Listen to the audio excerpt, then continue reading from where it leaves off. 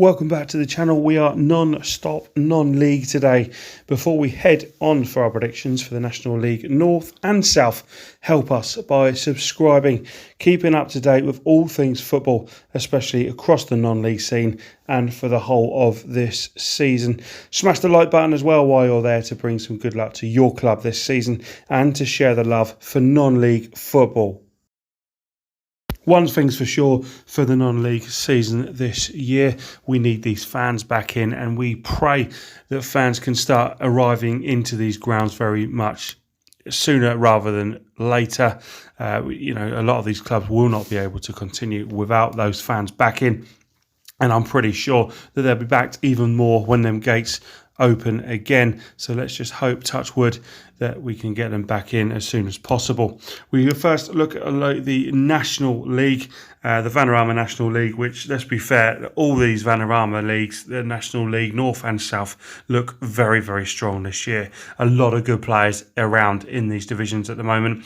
And as you can see with a lot of the signings, especially League 1 and 2 level, these players are getting the chance to progress through the leagues as well. So there definitely is a lot of interest in the higher regions of non-league at the moment. But first of all, let's go to the National League and find out who we think will be struggling this year and the first team to finish bottom of the league. To be fair, at the time of doing this video, Macclesfield Town arrive in court tomorrow to look like they could be wound up. If that's the case, then Macclesfield Town will not be playing National League football next year. But let's just hope, for the fans' sake at least, that that is not the case. But either way, Macclesfield have got a thin squad. They've lost a lot of their quality, and you can't see them probably surviving next year, even if they do. Where's the money going to be? Tim Flowers comes in and he's got some pedigree, hasn't he, in this league? The job he done at Solihull Moors was sensational. But you got to feel for Macclesfield. Let's just touch wood that everything works out for them tomorrow. But either way, if they survive or not, I don't see them being in the National League, at least next season anyway. Going down with Macclesfield, well, I've gone for Dover Athletic, probably the other side that have really had a lot of financial issues. Dover gave confirmation a couple of weeks ago to the National League that they will be starting the season, even with their threadbare squad. Andy Hesentide has done a magnificent job no matter what happens at Dover Athletic this season. The financial issues, losing their top scorer, Effie Young, who's moved into the Football League, and Ricky Modeste, who is their second top goal scorer, also gone. Leaves a big void, doesn't it? I mean, they brought in a little bit of quality. Sam Wood comes in at left back from Bromley, and Akeem Rose, a Jamaican, comes in from Grimsby. So there are some bodies coming through the door down in Dover, but I feel like they will struggle this year. And if Hesentide can keep them up this year, I mean, it'd be an even bigger job than what he has managed already at the club. Next side I think I've got in my relegation battle is Brian Stocks Weymouth FC. Obviously lost Mark Mosley, who got them promoted last year. He's moved on to Southend United. And Weymouth done very, very well last year to continue the fight back into the Football League, especially after only gaining promotion the year before as well. There's going to be a hell of a lot of travelling in this league this year. With COVID that's happened last season, there's a lot of Saturday, Tuesday for the National League. I think that's a lot for Weymouth to take on for some of that squad, and I just feel like that may be a bit detrimental towards their standard for next season. They've made a few good signings, a few boys coming from the north of the border down to the south. Cody Cook comes in from St Mirren in Scotland, and Miles Anderson from Hartlepool comes into Weymouth permanently. And they've also got a bit of experience there, haven't they? Stefan Zubar, Josh McCoy, who's done it for a few years now. And, Weymouth will put a big fight in it, and I'm sure Brian Stock will get the backing of whoever's there at Weymouth, and they'll give a good fight of it. I just feel like with the travelling and with a little bit looking at that squad, I think Weymouth are in my bottom four for next season. Next side to go down might surprise a few, and I've gone for Woking. Done an amazing job last year. Even looked like at Christmas time maybe a little fight to try and push themselves into the playoff places, but they finished a very respectable 10th. They're semi-pro, and you know what, Woking put a great fight of it last year. They've lost a few players, a couple of their leaders in that dressing room. Diarra's left, Poku's left. Ironically, both gone to the same club in the Conference South. in the National League South. Hyde's left, Donnellan. So a few players have left that club. John Goddard's coming from Ebbsfleet, who stays in the National League following their relegation last year. And there's a chance up front for Connor Hall, who comes in for Bolton Wanderers. I just look at Woking, and for me, they're going to be a club that's not going to be as far up as what they were last season. And potentially there's a chance for them to, feed into them relegation places. I fancy a few more to stay up. So that's the reason why I've gone for Woking in 21st place. So you'll notice the clubs that have gone up, I haven't mentioned you yet, which means I think you'll stay up. And we'll start with one of them in 20th. We've gone for Wealdstone. They've done an amazing job last season, didn't they? It looked like they would really run away with it. Stalled a little bit after Christmas, but eventually, deservedly won the National League South, a bit finishing above clubs like Havant, Weymouth, Bath, etc. They'll need experience in this division. They've brought a bit of that in now. Dan Wishart comes in from Maidenhead at left back and young centre back Jay Williams. They can rely heavily on experienced Ross Lafayette up front, who's definitely had a few games around the grounds. Putting his body in line for anyone who he lines up for, a real good stalwart for this kind of level. Emmanuel, Denon Lewis, they've still got going forward. And keep an eye on little Danny Parish, 21-year-old, comes in from Malden and Tiptree, got 30 goals last season. I think, if he can make that step up into this league, who play a very good, expansive, attacking style of play, score a lot of goals. I can see them conceding a lot. They're probably, the way they attacked last year. If they keep that going in the National League, a few clubs will probably pick them off every other week. But they've definitely got enough going forward to know that they could probably outscore a few as well. And Danny Parish is definitely a signing I think could really link in well towards the National League. But I've gone for Wealdstone to stay up just. Above Wealdstone, we've gone for a team that were in the playoffs last year, and that is Barnet. What's happened at Barnet this year? Well, since pretty much a lot, the points per game came in, and Barnet were the lucky ones that won the lottery, weren't they? Got a place into the playoffs, and it looked like they could probably make their way through it as well with the promise that they had at the time. Since then, they've lost manager Darren Curry and the backroom staff, lost most of the squad. I don't see a lot of promise from this year to be anywhere near where they were last year. Peter Beadle has got a very, very big job on his hands at the Hive. But Barnet, I think, might still have enough to probably stay up. They've still got that experience in there with Scott Loach, James Dunn still around. I believe Alfie Pavey and Harry Taylor, they look like they probably might stay as well. And they've brought in some experience from Ben Nugent, who comes in from the Football League. And JJ Hooper, he's scored goals in non-league before, and there's no reason why he won't get a few next season. So Barnet have a few bodies in that dressing room that can drive them forward. I feel like Peter Beadle has got a very big job on his hands indeed. Barnet just to stay up, but I just don't see them, climbing the heights they did last year under Darren Curry. And I think that's pretty much the opinion across the board for Barnet next season. Next club I've gone for is 18th place Aldershot. Now, Aldershot Town are a very interesting team for next year, if you ask me. Reese is coming from Bromley, who's a solid signing. The big news for them was, they lost Chislett in the season to AFC Wimbledon, who seems to have started life in League One very well. As he's got a lot of promise behind him. Behind him, Bettimer was the next top goal scorer with 5. They're going to need to up the game on that. John Newble was coming from Concord Rangers, who might catch the eye, ex-Haringey player, and Candy also from Dagenham and Redbridge. 4 goals last season, but he'll hope for a bit more ability to show down at Aldershot this season in Hampshire. A little weird news coming out of Aldershot in the last couple of days. Ross McCormack has been linked. I don't know how close that is to the truth, but you'd imagine if they get someone of his ability in, it might, one, bring a couple of players in, but also there's ability of goals there. If he's got his right mindset and it brings his shooting boots, Aldershot have got a very good player there to maybe shoot them up a bit higher than 18th. But that's just rumours at the moment. But while they're rumoured with players like that, that's a pretty good place to be. But Aldershot, I think, will just have enough next season to survive in this league. The next club whom I've got in 17th, I wanted to put a bit higher, but I think Kings Lynn Town would definitely take 17th right now. Do you know what? I really feel like they could climb up even higher than this maybe next year if they really take the chances. No one will want to travel out there, that part of the country, especially in Christmas time. When winter settles in, they get the teams going out to Kings Lynn, and I feel like that will be one of their strengths that they've got this year.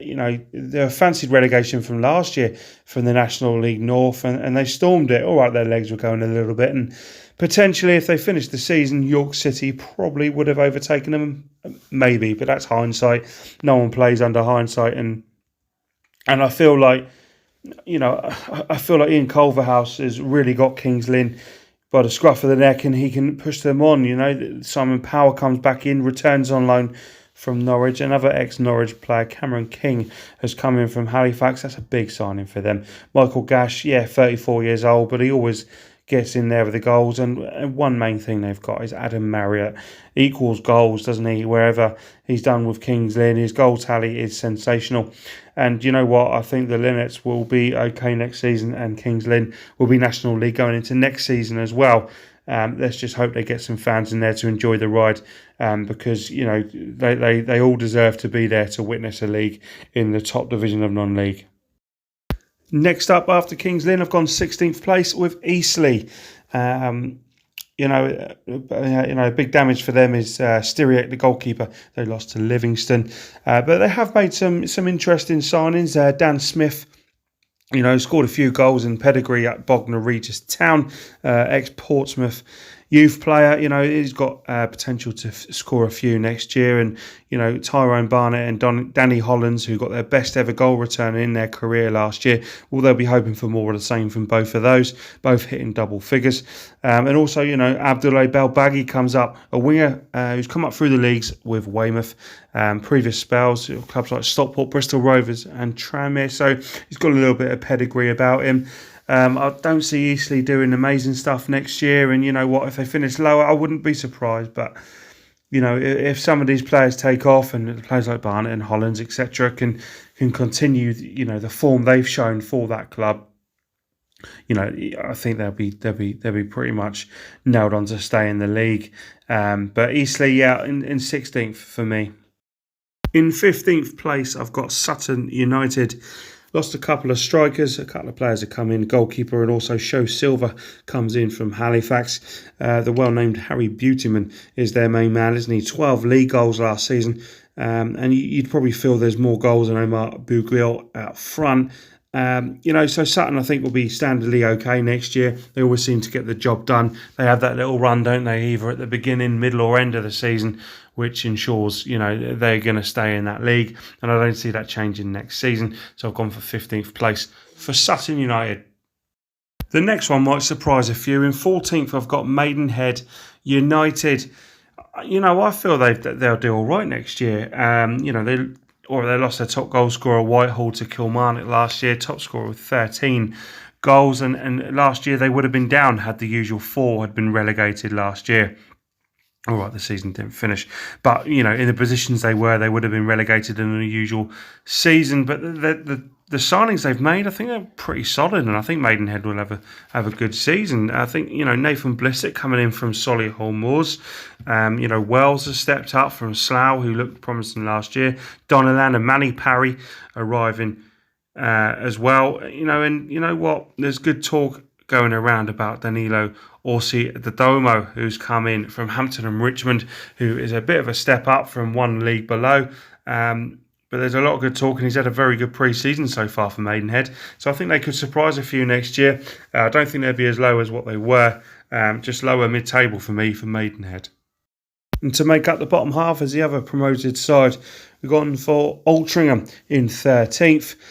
I think they look good, and they were a strong team in that North League last year. All right, they're not going to get the headlines like Kings Lynn and York did, or teams like that, but they're solid. And you know what? They showed that with going to places like Portsmouth in the FA Cup, a minute or 2 minutes away from taking something from Fratton Park. And Altrincham definitely, I think, next year will surprise a few, and I think they'll be about mid-table. Gould comes in, good, decent goalkeeper, steps up from Spennymoor from the north, brought an experience with Richie Sutton coming in from Morecambe. Matti Cosilo, from Fylde, it might not have worked out too much for him there, but he did pretty well at Halifax before Max Clayton has got a chance to shine, hasn't he? Last seen back in Blackpool in 2018. A lot of promise from when this young lad was at Crewe, the ex-Bolton man as well, and Clayton will try and do it in the National League. Up front with Jordan Hume, who is definitely among the goals when this club is concerned. So for me, Altrincham will be fine next year and relatively comfortable mid-table, I think. Going to the top half then, and the first club we look at is Chesterfield, who finished 20th last season, only 2 points above that elusive relegation place. A really shocking season for Chesterfield, who were very much fancied the start of the season to get promotion. They ended with 3 wins from their last 5, and John Pemberton, who came in February, really did a top job, didn't he? Made permanent in August, and he's carried on with getting some decent experience in players in the window. Letheran, the goalkeeper, comes in from Salford, replacing their retiring Jalal. Tyson comes in from Notts County. His experience will be key for Chesterfield as they look to build upon a disappointing year from last year. A decent loan deal comes in. We might see a little bit of that cropper from Burnley, and they'll need the goals again of Scott Bowden and Mike Fondop-Tallam to really give them that mid-table edge. Obviously, as a club, they've got the potential to fight for those playoff places. But as we can see so many times in this league, the big clubs don't always fare well. And it's not about being big. It's about having the battlers in that dressing room. And Pemberton will try and, stamp his authority on that indeed. So for me, Chesterfield, a respectable mid-table for next year with the potential of moving forward the year after. At Damson Park, Solihull Moors have definitely had a few, or at least a good couple of years, where they flirted with the idea of being a football league team. They've done such wonders at that football club, and I feel like next year it might be that little transitional year where they get used to being the big boys in this division, to being maybe a bit of a reality check like Fyle did last year, but I don't think they're in danger of being as low as what Fyle did and obviously ended up getting relegated. Bit of a change around in the dressing room. 12 players in, including that experienced man of Adam Rooney, will be in their changing room next year. Obviously, his goals for Salford fired them into the Football League, and Solihull we're hoping that he can do the same again. They have got some quality. Gleeson comes in to the midfield, a great experienced free agent right there. Joe Sabara comes in from Burton, Jordan Cranston from Morecambe. Some really good players there, and youngsters. Callum Maycock from Coventry, Shergill from Leeds. They have got some quality in their Solihull, but I do think it's a bit of a transitional year. A lot of players have come in for them to try and rebuild that dressing room again. So I think they might come a little bit short, and I fancy a few other clubs to finish above them next year. But a respectable 11th for Solihull, with obviously no questions being asked that they might have a little bit of a push for the playoffs as well. The next club in 10th, and another big team for this league, Wrexham. Don't think they'll struggle as much as they did last year, and they've had a massive overhaul this summer, haven't they, of 13 new players.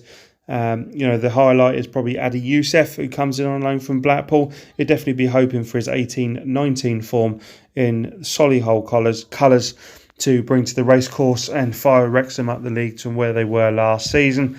Kwame Thomas will be coming in. He's got a bit of a headline attached to him for Wrexham. Some fans are just split about whether he'll be a decent signing to permanently come into the club. He'll want to prove himself. League One level last season. Reece Hall-Johnson, James Horsfield come out of the EFL. Good deals for Vassell and Kelleher from Macclesfield. But the big one for me as well as Adi Youssef, is Jordan Ponticelli. A good loan spell at Wrexham last year, a few goals back for his return. If there's a whole season playing regularly, I think this is a big chance for him. I liked him when he first stepped on the scene for Coventry, and I think National League level will suit him very well to try and build his reputation back up. And I think he can fire Wrexham into the top half next year and maybe flirt with a bit of those playoff positions. But Wrexham in 10th next season. A club which I think ninth is about fair for next year. I've gone for Hartlepool United in ninth. Another busy summer, as a few clubs have obviously witnessed. 10 players nonetheless have come into the club. They've got the experienced Gary Liddell. Ferguson, a decent left back for York last year, makes the step up into the National League. They brought younger players in as well. Mark Shelton returns from Salford, and they've got the experience obviously still in that squad of Donaldson and Featherstone. There's a lot of excitement about that young man pictured, the winger Claudio Afosu, who comes in from Royston Town, and he'll be looking to make his stamp on the National League. Dave Challoner, he's had very good seasons in the non-league scene, and he'll need a really, really good season next year for Hartlepool to be in around the playoff picture and maybe fight for promotion. They're a club that should be looking for promotion, but I think there might be a little bit too much from next year, and I think ninth is relatively fair on Hartlepool United. So what club do we think is just going to miss out on those playoff places? A very good club indeed. And in 8th place, we've got Boreham Wood. There's no reason why they won't be in the playoffs next year. And I've been quite impressed with the way they've done their transfer business in the summer. Obviously lost to Harrogate last year in the playoffs. They came 5th. And you know what, Boreham Wood punching above their weight, whatever, above some clubs like Wrexham and Chesterfield and Hartlepool and clubs like that. It was magnificent, and much of it went down to the form of Tashimanga and Tyrone Marsh up front. Obviously, the latter has now gone on to Stevenage, but Tashimanga's 19 goals last season definitely put himself in the shop window. There's a bit of talk about him heading into the Football League before the transfer window ends, which would damage him a hell of a lot, Boreham Wood, next year, losing their 2 top goal scorers. But for the time being, he's there. So you've got to count the prediction with him being there. Luke Garrard, has done a fantastic job to get them near the playoffs again. Nathan Ashmore's a massive permanent signing for them. Done well every club he's been at in the non-league, and he really adds that dimension at the back to really lead that back four. One player I'm really excited about signing is Corey Whiteley on loan. He was at Bromley last season, but Bromley might not have worked out too much for him, but he scored goals when he was at Dagenham and Ebbsfleet, and I think Whiteley could be a bit of a dark horse to really be a good player for Boreham Wood next year. And they've got that solid middle as well, and their Gus Mafuta comes in from Hartlepool, but with Tashimanga up front, they'll always guarantee goals, but just short of the playoffs for Boreham Wood. In 7th, I've got that man, Gary Johnson, 14th last season, and I think they'll half that number this year. I think Torquay are a bit of a dark horse for challenging for a place back into the Football League, and I feel they'll get that last playoff place. They brought in that experience from down the road, haven't they? Dean Moxey and Gary Warren coming from Exeter. Yes, all right, they lost a big powerhouse in Jamie Reid for them, scored a hell of a lot of goals for them. Ben Whitfield's in, but the one player I really feel will do well for Torquay next year is Nelson, the striker from Dundee. I think he'll score goals. I think he'll do really well at this level. Obviously, played a little bit level lower in this non-league scene with Darlington in the National North a couple of years ago, but I feel he could probably come in and take a few of those goals off what Jamie Reid done last year. But squad-wise, I think Torquay will do that experience from last year. They stayed up, they survived, and they can push on this year. And with that experience of Gary Johnson, there's really no reason why you won't see Torquay United making at least a good fight of it anyway. 7th for Torquay. In 6th, well, I've gone Yeovil Town, and you know what? It wouldn't actually surprise me if Yeovil finished a little bit lower than 6th and maybe outside the playoff places. I feel like squad-wise, it's not too bad. I don't think they'll get anywhere near what the top 2 or 3 that I think will do well next year will achieve. Obviously, they've got a guy coming from a previous loan spell, Jimmy Smith in from Crawley. Leadbitter has come in on loan from Newport. They've got that balance in the middle they need to find with Worthington, who's a bit of a standout for them in the midfield. Duffus, Reece Murphy still up front. So Yeovil definitely have enough to pack a punch for the playoffs, and I think they pretty much will probably make a good fight for it to be in the playoffs, but it wouldn't strike me any surprise if they finished a bit lower. But I think 6th is a decent season for Yeovil with the clubs and the squads that are around this year in non-league. It really is a strong league. If someone would have mentioned the last team to me maybe a month or two ago, I'd have probably said lower mid-table. But I've gone for 5th place for Bromley. You know what? They look like they would really struggle this summer with the players they were bringing in. Last year they were one of our tips to do well last year, along with Boreham Wood, and they made such a promising start, didn't they? Kind of wheels fell off around Christmas time, and then after Christmas, that form was just woeful. Lost Rico Hackett-Fairchild to Portsmouth. In League One, Clifton just didn't work out. You can see him. He's a free agent. You can see him picking up somewhere and taking off. Because he really is a very good player for this level. It just didn't work at Bromley. They've lost Sam Wood, Mecky, Reese have all left their first team squad. But what they've replaced, they haven't replaced so much in quantity, but quality. Look at that man pictured there. Liam Trotter comes in, and he will definitely, be a top draw player for Bromley next year. A definite starter for them in National League level. Tom Perrington coming in from Plymouth, another big deal. Cheek up front, gets goals. He knows what he's doing, and potentially his partner will be James Alabi, 25 years old, yet has 12th club already for the striker. He'll look to try and find a home at Bromley and try and fire them up the league. Byron Webster comes in, the ex-Carlisle player. So much experience there. And Corey Roberts as well. What a future he was tipped to have at one stage. Comes in from Walsall. Bromley, I think, will be there definitely next season.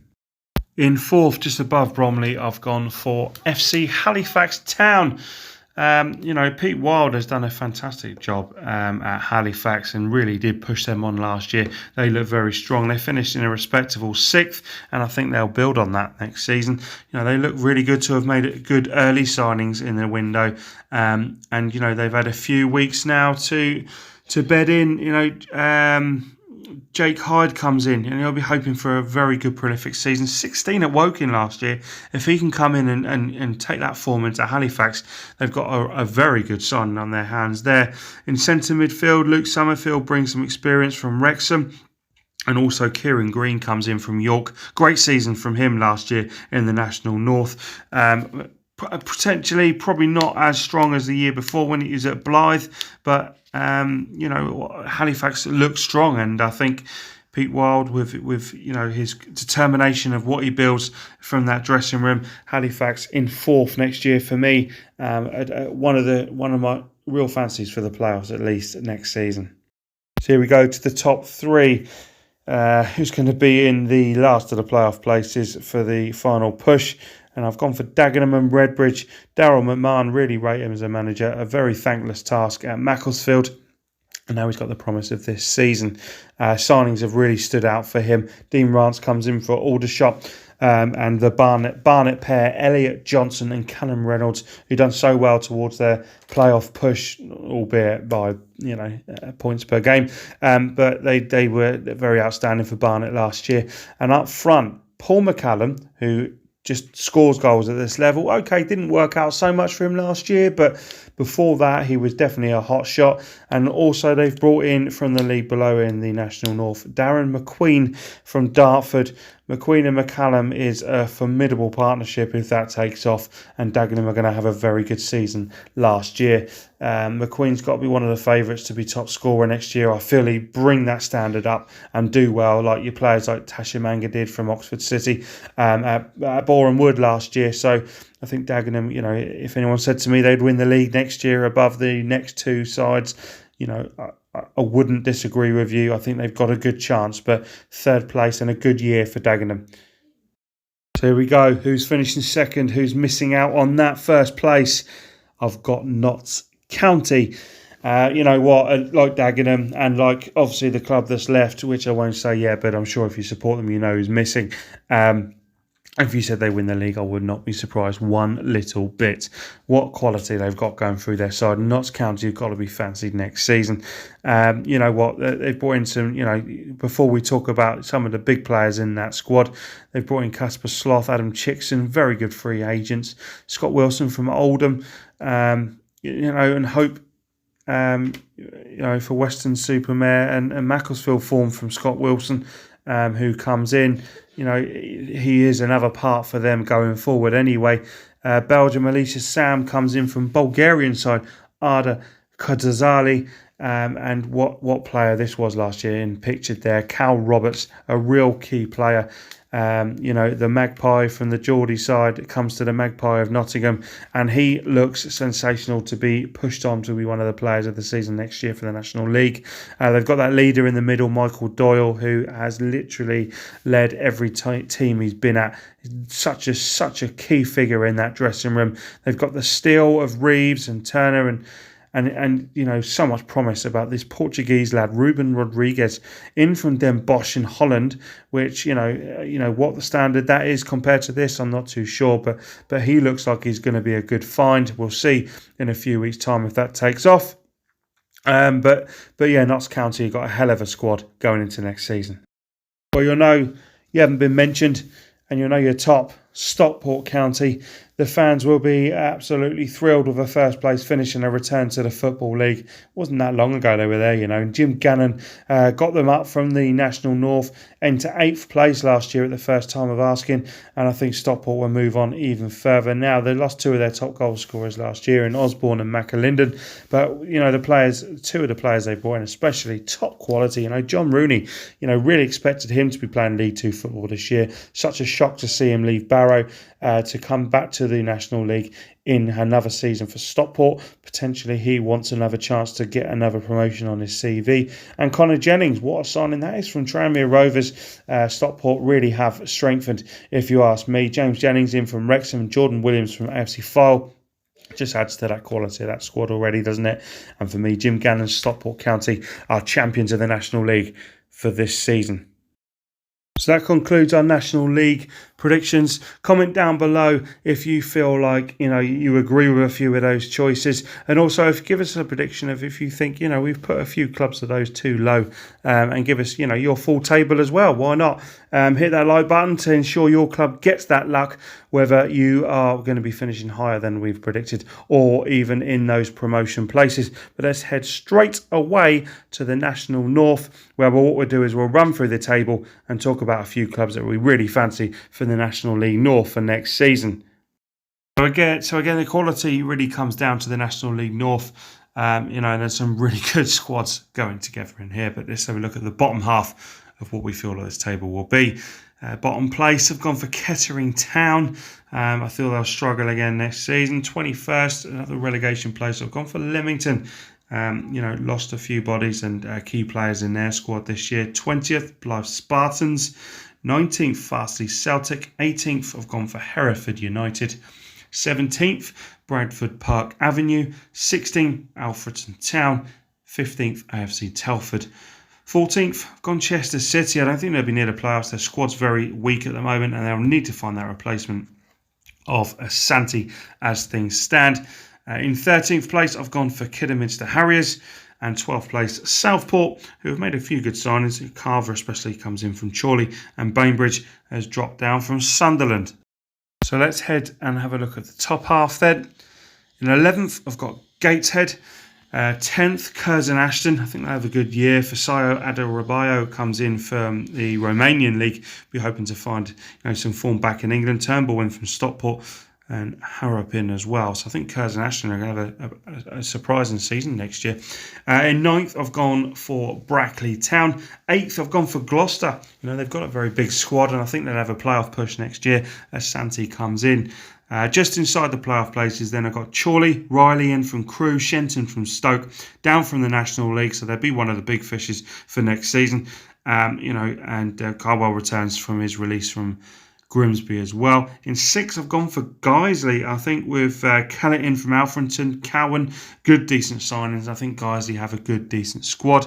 In 5th, before we mention the top 5 and talk about them, I've gone in this order. 5th, Darlington. 4th, Spennymoor. 3rd, York City. 2nd, Boston United. And I feel top of the league, AFC Fylde. They're going to be one of the big teams, aren't they, in this division? With the budget they have and the quality and a manager like Jim Bentley, who's done it with Morecambe before, I think Fylde will make an instant return to the National League.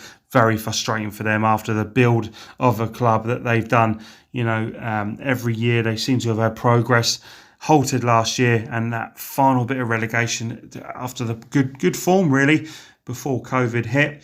But they've inherited a few good players into that squad this year. Still got Taylor and Philliskirk, good quality. Obviously lost Walker to Harrogate. Williams stayed in the National League with Stockport, but they brought in Salford Pear, Nathan Pond and Neil. And David Perkins comes in. What a player is it for this level? And that man pictured there, who I think will rip up this league. If he stays fit, Ben Tollett has got plenty of potential to do well here. He's done very well in the National League with clubs like Wrexham. But injuries have just been a bit of a problem for him. He stays fit. Fyle got a really good winger on their hands. So for me, AFC Fyle to win the league next season. So let's talk about the other clubs that we like the look of going into this season. Let's start with Boston United, shall we? They brought in Burrow. They got 15 goals for York last year. It's a club that's moving in the right way. They're moving into a new ground. Whether that'll be ready for the start of the season and whether fans will be in it, I'm not too sure. Let's just hope for their sake they do have them in. Paul Green comes in. What experience that is. Comes in from Crewe Alexandra, and Tootle in from Notts County. Boston did flirt with that promotion place last year, and they are a very good side. And I see nothing more than them continuing that next season. On to another club, York City then. Probably the biggest boys in this league. A parallel with a couple anyway. They've got a decent squad. They probably would have won the league if it finished in the right amount of time. Kings Lynn were losing a bit of legs, but that doesn't matter. That's gone. That's finished. York City bringing Harry Bunn for Kilmarnock. Duckworth, Tinkler's in there. Woods has come in from Dover. Redshaw, Jack Cassidy comes in from Stevenage, and a big overhaul of that squad for York City. And Steve Watson will be hoping they can really push on and gel together very quickly. For me, York City, it will be pretty much there or thereabouts, but not quite there with AFC Fyle. Spennymoor Town's the other one I'm going to look at. Frank Mulhern comes in, and you're a brilliant player, and Jason Kennedy comes in. Plenty of Football League experience from him. Blakeman as well. But Spennymoor have got a good squad, and they're always going to be punching near the top of that table. Looked very dangerous last year. Had a bit of a slow start, but they did push on in the end, and I think Spennymoor are going to be another team to be reckoned with next year. It takes us on to Darlington, a club with plenty of Football League experience, high promotions in the last few years. Stumbled a little bit when they've met a few professional clubs at this level, and Darlington, I think, under Alan Armstrong, really did turn a corner last year. They looked very much a lot dangerous. They've sorted their goalkeeper issue out, so that's not going to be a problem. Saltmer comes in from Barrow, but they've got that experience at the back now. Tony McMahon comes in, ex-Middlesbrough player. Nicky Hunt as well, with Premier League experience, who really will be a leader in that dressing room, comes in from Crewe. Dan Maguire from York, and Luke Sharman, who's caught the eye a little bit in pre-season, comes in from the Newcastle youth team. Adding that, Adam Campbell, Jarrett Rivers, Will Hatfield and Justin Donowa, they do have a decent squad and very exciting going forward. They just need to sort out those defensive frailties, and I think Darlington will do just okay next season under Alan Armstrong. So that's the National League North looked at. Let's head to the South now. Only 21 clubs in this league this year. Let's look at the bottom half. Starting at the bottom with 21st place Braintree. George Borg's got a big job. 21st last season, very small squad. I don't see Braintree climbing up any trees next year. 20th, Eastbourne Borough. I think financially, they hit a little bit of a stumbling block last year, and I think they'll struggle this year. 19th, Tonbridge Angels. 18th, St Albans City. Sean Jeffers comes in, and he'll hope he can fill the boots of Ian Cafano, who's moved on. 17th, Hemel Hempstead. 16th, have gone for Concord Rangers, who finished in that place last season, ironically. 15th, I've gone for Hungerford Town. I think Hungerford will have a decent season. They look like they've bought some good players this year. Their squad looks a lot stronger than the way they were last year. They really struggled for form last year, but I like the look of how they've settled in pre-season for Hungerford, and I think they'll surprise a few by staying up. In 14th, we've got Chippenham. 13th place, Oxford City. Same place to them again this year. 12th played Maidstone United. So as we turn our attention to the top half, in 11th, I've got Dolwich Hamlet, who finished in 19th last year. 19th place with a +1 goal difference, scored more goals than 4th place Bath City, which is very good going forward, but it shows their defensive frailties. I think Dolwich will have a better season this year. Danny Mills, Ainsworth into that squad, and Timlin really shores up that midfield for Dolwich. In 10th place, we've got Bath City. Last 4 seasons in this level, Bath have been top 10, and I think they will again, albeit not as high as last year. I think the emergence of a few other clubs will be pretty strong for them next year. So 10th for Bath. 9th have gone for Welling United. 8th, just missing out on the playoffs, have gone for Slough Town after a great season from them last year. Harrison of the goals. Ex-Eastleigh player Jack McKnight comes in for Slough as they try and make a playoff push again. 7th place inside the playoffs of Hampton and Richmond. I think they look pretty strong this year. 6th, I've gone for Chelmsford. Adam Morgan makes a step up again. Had a little spell at Romford last year. And Adam Liddell comes in from Reading. They've got a relatively big squad, and I think Chelmsford on paper look like they're going to definitely be a team that's going to be fighting in the playoffs, and they're always a solid outfit, aren't they, at this level? Before we talk about the others, 5th place have gone Billericay. 4th, Ebbsfleet. 3rd, Dorking Wanderers. 2nd place for Dartford. And I've gone for top spot for the Hawks in the south. Haventon Waterlooville. Definitely one of the stronger sides from last year. Paul Doswell's side looked pretty strong last year, and you'd have to feel if they sorted that home form out, Haventon would have probably run away with that league. Their away form was sensational, wasn't it? Unbeaten through the whole of the season, albeit cut short, but their home form really left a lot to be desired, didn't it? If they sorted that out, probably the wrong thing for them in the playoffs to be at home, but it didn't work out for them.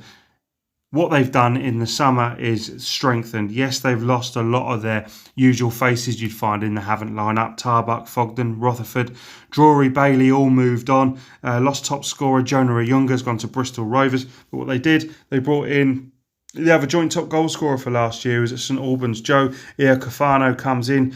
They bring in the quality of Tommy Wright, who is Doswell's former club, Sutton United. Godfrey Poku comes in as a new captain. Musa Diarra, a leader in that changing room and on the field. They've also kept Billy Clifford into this league from Wilston. Tommy Widrington stays in this league as well. And he returns to Wesley Park. I just think Havant are very strong next year. And although I do fancy a couple of other clubs, I think Havant will be very strong to beat next season. And Doswell might have his wish of being back in the National League. Let's have a look at the other side who I like the look of next season, especially just start at one team I really like the look of, and that's Steve King's Dartford FC. Just fall short a bit last season and lost their star man Darren McQueen, who's moved into the National League at Dagenham. Also Briggs as well, but they brought in some experience and some proper top quality. Starting at the back in goal, Craig King, England's C goalkeeper, comes in from Oxford City. Jack Barnum comes in from Dorking, one of the National League South rivals. Ricky Modeste, who scores goals, in the National League level, so you feel we do well in the South.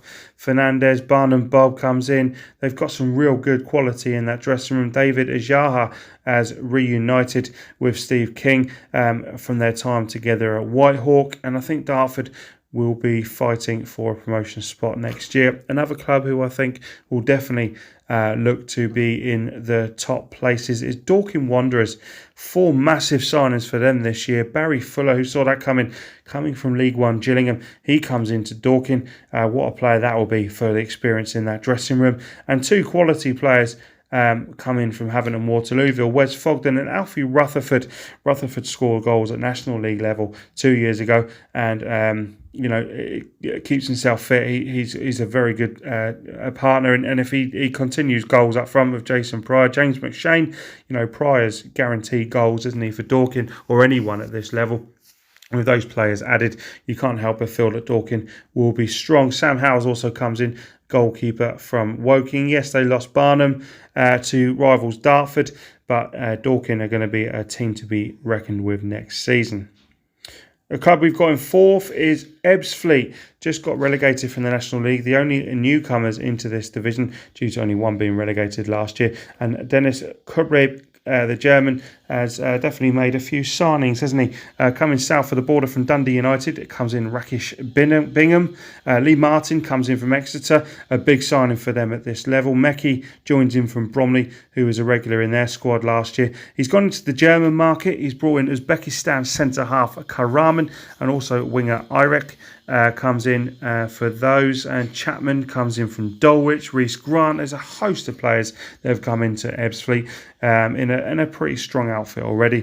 There's no reason why they won't be fighting at the top of the season, top of the league next year. I just fancy the other three above them.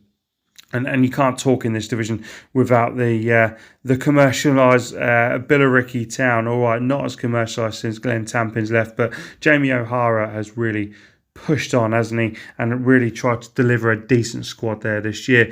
The fans at New Lodge will be hoping that Billericay can push on from last season. A bit of a disappointing year for them after a decent start. They fell away, didn't they? But they've made some decent signings.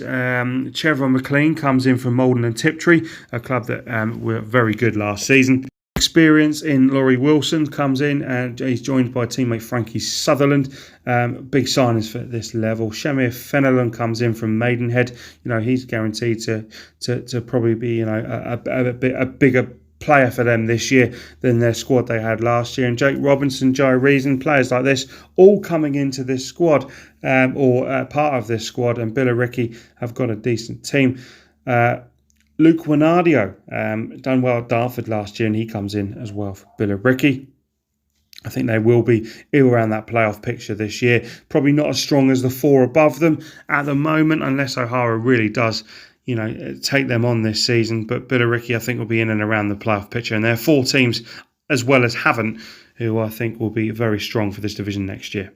So there we go, guys. There is our predictions for the National League, Nationals North and South. Let us know in the comments down below who you agree with and who you think will be the teams to look out for next season. Is your club going to be one of those clubs that's going to challenge and no one's really spoke about them? Do you feel like they're being left out? Let us know down below. Hit that like button to bring luck to your club, and don't forget to subscribe to this channel to keep up to date with some non-league news and Football League news and predictions and everything going forward for this season. We'll be coming back with weekly football updates, focusing on one division at a time.